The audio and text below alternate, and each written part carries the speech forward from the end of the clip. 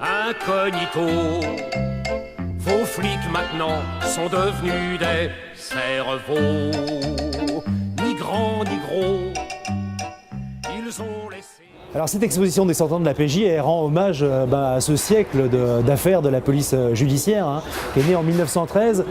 Ça commence déjà par une vraie innovation, la création de cette police judiciaire. C'est Célestin Aignon qui l'a voulu. C'est un homme moderne. On lui doit déjà la création des brigades du Tigre, de la Sûreté Générale, et il veut réformer le fonctionnement de la préfecture de police. Donc il veut séparer les activités de police politique, entre guillemets, et les activités de police judiciaire, et il va donc créer une direction de la police judiciaire autonome qui a compétence pour Paris et la Petite Couronne sur les crimes et les délits, comme c'est encore le cas aujourd'hui. On va également parler d'affaires célèbres comme Valérie Subrin. Ça a donné un film qui s'appelle Lapin, que tout le monde a vu. Ils ont quand même, avec ses complices, assassiné 2 personnes.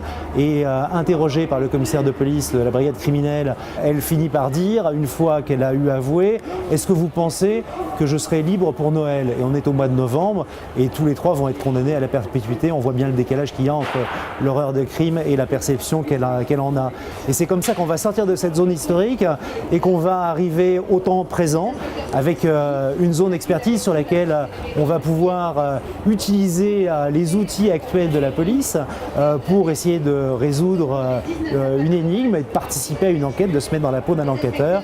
Et puis enfin, une 3e partie qui est une partie institutionnelle qui présente les 28 services et brigades de la police judiciaire aujourd'hui.